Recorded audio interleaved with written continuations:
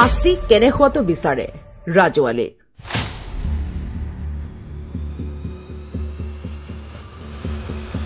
ফাঁচী কাৰাদণ্ড নে এনকাউণ্টাৰ?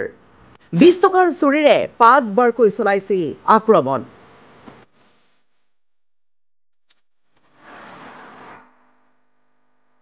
আক্ৰমণৰ আঁৰত আছিল এগৰাকী বিবাহিতা মহিলা। আক্ৰমণৰ বাবে আমিন গাঁৱত কিনিছিল এখন 20 টকীয়া চুৰি। আনহাতে গুৱাহাটীৰ এগৰাকী যুৱতীৰ সৈতে মৃগাংকৰ বিবাহৰ কথা বতৰা চলিছিল। আনহাতে বিবাহিতা মহিলা যিগৰাকী মহিলা মৃগাংকৰ সৈতে আছিল হোটেলত, যিগৰাকী মহিলা ৰাজুৱালীৰ প্ৰাক্তন প্ৰেমিকা আছিল বুলি কৰিছে দাবী।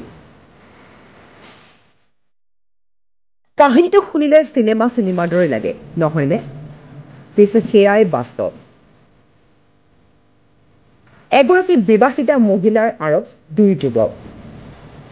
তাৰে এজনৰ নাম মৃগাংক, আনজনৰ নাম ৰাজুৱালী।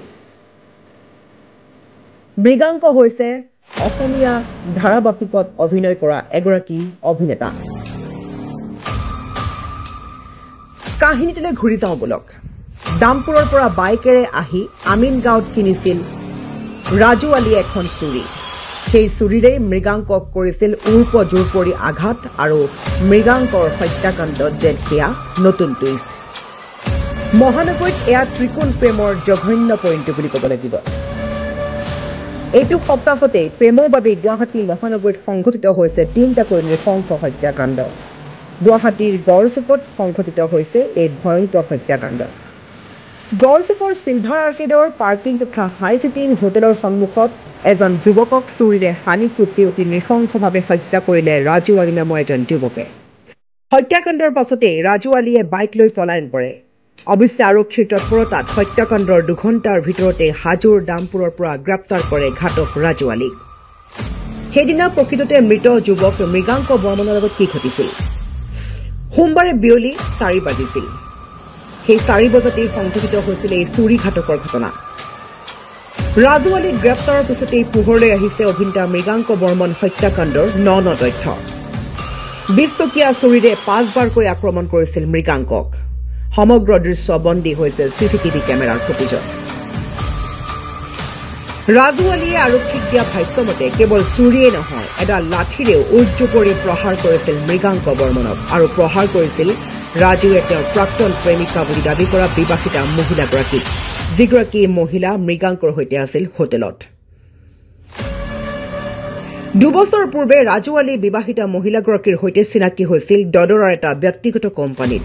2 একেটা কোম্পানীত কাম কৰাৰ সূত্ৰে প্ৰেমৰ সম্পৰ্ক হৈছিল আৰু 2 মাহৰ পূৰ্বে ৰাজুৱালীৰ সৈতে সম্পৰ্ক বিচ্ছেদ কৰিছিল প্ৰেমিকাই। শেহতীয়াকৈ মৃগাংক বৰ্মনৰ সৈতে প্ৰেম হৈছিল 2 সন্তানৰ মাতৃগৰাকীৰ, যিটো কথা সহজভাৱে ল'ব পৰা নাছিল ৰাজুৱে, যাৰ বাবে সোমবাৰে বিয়লি গড়চুক চাৰিআলিত চুৰিৰে হানি খুচি হত্যা কৰে মৃগাংক বৰ্মনক। ইফালে মৃত্যুৰ কেইটামান ঘণ্টাৰ পূৰ্বে হাই চিটি ইন হোটেলত 209 নম্বৰৰ কোঠা বুক কৰিছিল মৃগাংক বৰ্মনে। শুৱালকুছিৰ মহিলাগৰাকীৰ সৈতে প্ৰায় 3 ঘণ্টা সময় হোটেলত অতিবাহিত কৰিছিল মৃগাংকই।